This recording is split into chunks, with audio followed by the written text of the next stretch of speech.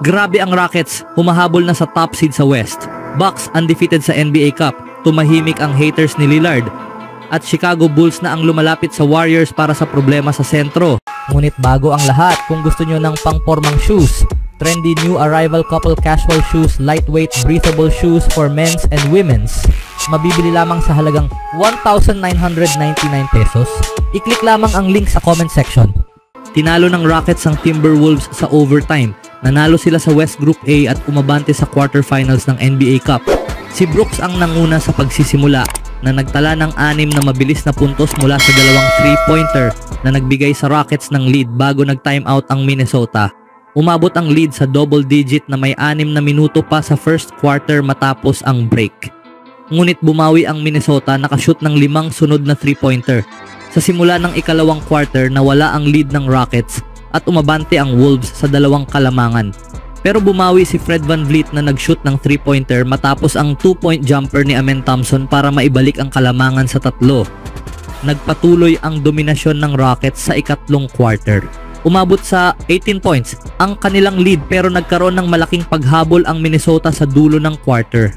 Si Naz Reid ang naging X-factor para sa Timberwolves sa kanilang run na gumawa ng mahahalagang plays sa depensa at opensa. Sa estilong NBA Cup, naging dikit muli ang laban at naging 84-78 ang score na may 12 minuto pang nalalabi. Sa ika-4 na quarter, nag-score si Reid ng 2 puntos at sinundan ni Dillingham ng isang 3-pointer. Naging 1 puntos na lang ang lead ng Rockets. Naitay ng Minnesota ang laro sa 88 points matapos ang isang N1 play. Pero bumawi si VanVleet ng isang malaking 3-pointer at sinundan ito ng signature mid-range jumper ni Alperen Sengun para sa 5 puntos na lead ng Rockets. Sa sagutan ng mga team na foul si Edwards at naipasok ang mga free throw. Nag-shoot si Dillingham ng floater para sa 3 puntos na lead ng Wolves pero bumawi si Julius Randle ng layup para sa 5 puntos na kalamangan. Nagmintis si Sengun ng 3-pointer pero naipasok ni VanVleet ang isang malaking tres para gawing 2-point lead. Nakuha ni Thompson ang isang crucial charge mula kay Randle sa isang malaking defensive possession. Nagkaroon din siya ng steal at na-convert ito sa layup para maitay ang laro. Nagmintis si Edwards ng floater kaya umabot ang laban sa overtime. Sa overtime naipasok ni Nickeil Alexander-Walker ang isang tip-in pero sinundan ito ni Thompson ng 3-pointer para muling maitay ang laban. Gumawa ng layup si Smith Jr. para sa 2 puntos na kalamangan ng Rockets. Sinundan ito ni Sengun ng isang jump shot para sa 4 na puntos na kalamangan ng Houston. Sa wakas, gumawa ng layup si Brooks laban kay Rudy Gobert at sinundan ito ng isa pang shot ni Sengun para gawing 8 ang kalamangan ng Rockets na nagbigay sa kanila ng panalo. Makakalaban ng Rockets ang Philadelphia Sixers bukas ng alas 6 ng gabi sa Wells Fargo Center sa Philadelphia, Pennsylvania. Sa sumunod naman, si Giannis Antetokounmpo ang nangungunang scorer ngayong season ay hindi inaasahang hindi nakapaglaro sa NBA Cup game ng Milwaukee Bucks laban sa Miami Heat nitong Martes ng gabi dahil sa pamamaga ng kaliwang tuhod. Inasahan siyang maglaro hanggang 1 oras bago magsimula ang laro.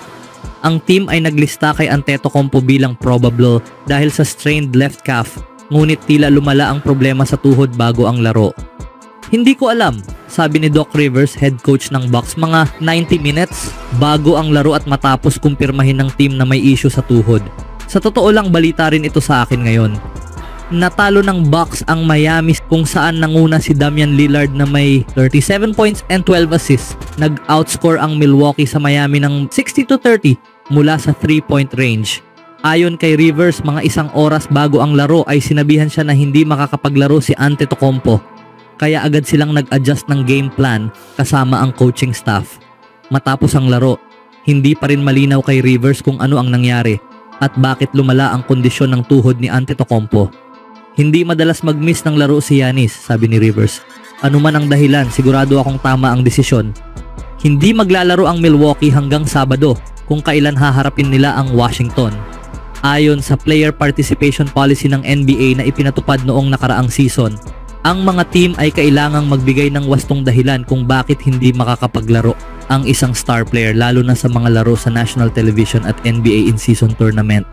Si Antetokounmpo, isang 2 beses MVP, ay itinuturing na star player ayon sa definisyon ng liga. Ang laro sa Miami ay parehong nationally televised sa TNT at isang NBA Cup game. Ang liga ay nagmulta ng $100,000 sa Atlanta Hawks nitong Martes dahil nilabag nila ang naturang patakaran nang hindi pinalaro si Trae Young laban sa Boston noong November 12 kahit na lumabas sa investigasyon na kaya niyang maglaro. Ang hindi paglalaro ni Antetokounmpo laban sa Heat ay hindi nangangahulugang magkakaroon agad ng investigasyon mula sa liga. Ang 8-time All-Star ay may average na career best 32.4 points sa 61% shooting ngayong season at naglaro sa 16 sa unang 17 laro ng Milwaukee. Aminin natin, sa estilo ng laro niya at kung paano siya magtrabaho, mangyayari talaga ang mga ganitong bagay, sabi ni Rivers. At kapag dumating ito, kailangan mo lang harapin. Ano sa tingin nyo kay Giannis mga kaibigan? Sa huling balita, sa malakas na laro ng Warriors, tila dapat nilang panatilihin ang kanilang kasalukuyang roster bago ang trade deadline ng NBA. Gayunpaman, may mga balita mula sa mga NBA insiders na nagsasabing balak nilang ibenta ang ilang mga players habang mataas ang kanilang halaga at magdagdag ng isang lehitimong star sa kanilang lineup. Bagamat sina Kevin Looney, Trayce Jackson-Davis at Draymond Green ang nag-aalaga ng frontcourt, wala sa kanila ang itinuturing na malakas na scoring threat. Kahit na maaasahan sila kapag kinakailangan, karamihan ng opensa ng Golden State ay nanggagaling sa backcourt.